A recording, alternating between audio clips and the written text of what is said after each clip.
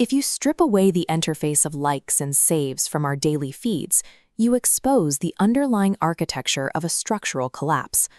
Look at the promised outputs of modern liberal governance, promises of stable employment, rapid upward mobility, and a functioning democracy. Now look at the actual outputs: deep economic precarity, escalating ecological emergencies, and failing political institutions. This crisis environment is an empirical reality. We see individuals shrouded in the apocalyptic smoke of massive wildfires, isolated against a scale of environmental destruction that outpaces any local response. By any classical metric of political theory, a legitimation crisis of this magnitude dictates a predictable outcome. When the conditions of survival are structurally undermined by the system itself, the populace responds with immediate, systemic refusal. But that collective refusal is absent. The central problem we have to solve is why this omnipresent crisis does not produce the political reaction it seemingly requires. The system formats the collapse into a structure the individual subject can personally manage. The theorist Lauren Berlant called this process genre calibration. It is the cognitive mechanism where our expectations for how a life should go are tuned to match failing material conditions. Under genre calibration, structural incoherence is rewritten as biographical complexity. A failure of the economic system becomes a personal obstacle to overcome, shifting the burden of resolution entirely onto you. Between 2020 and 2024, the healing era emerged on short-form social media as a specific mechanism for formatting the experience of global instability. The architecture of social media platforms functions as a cybernetic infrastructure for affective governance. It systematically absorbs the energy of collective class interests and neutralizes it into a series of individual therapeutic narrative arcs. To understand how this works, we start with Berlant's concept of crisis ordinariness. This describes a state where an emergency no longer arrives as a sudden rupture. Instead, it becomes the baseline weather in which normal life proceeds. When the crisis never resolves and never quite kills, traditional narratives of upward mobility become impossible to sustain. Subjects require new narrative genres to maintain the psychological endurance needed to get through the day. This specific therapeutic genre originated in a process called Californication, the historical fusion of the humanistic psychotherapeutic industry and the Hollywood entertainment industry. These two industries share a precise structural grammar. They both rely on a protagonist in crisis, an internal emotional transformation, and an individual resolution. When this Californian narrative structure collided with the objective, saturating crises of the early 2020s, it provided the exact cognitive technology needed to hold themselves together as the world fractured.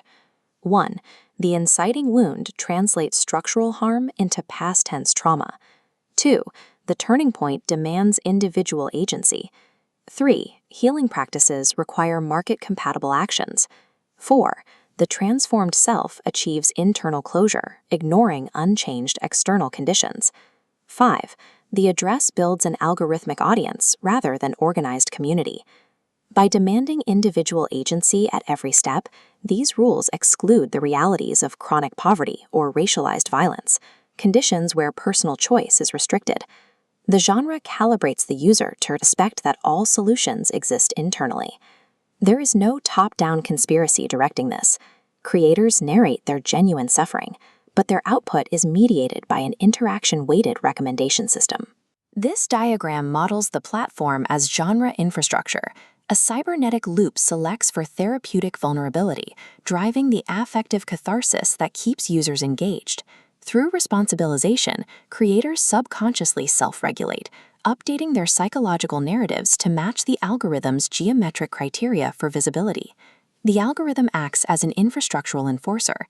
It extracts the raw material of political despair and processes it into an optimized, commercially viable stream of self-help content. By 2024, the healing era genre began to fracture.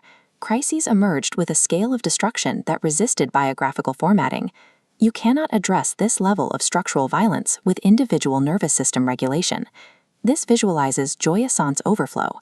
Intense affective states like rage, absolute despair, or the refusal of closure generate massive platform engagement, but they break the calibrated emotional register required for the healing narrative.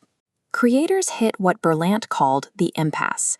Unable to process global collapse into personal growth, they entered recursive loops, posting meta-commentary about their inability to create their usual content. Algorithms endlessly monetize human distress, but genre calibration reaches its structural limit when the collective trauma becomes too immense to be packaged as a personal journey. There is a sharp distinction between the affective audience produced by the healing era and actual mutual aid. One generates passive empathy, the other builds collective self-organization. True collective action is incompatible with genre calibration. It refuses the genre's core requirement, that the resolution to a crisis must remain internal to the individual. We have to acknowledge why these attachments to cruel optimism remain so durable. The narrative scaffolding of the healing era genuinely helps subjects survive daily conditions that would otherwise be unbearable. Genre calibration allows late liberalism to survive its own collapse. The system replaces the political form of suffering with a manageable, personal story.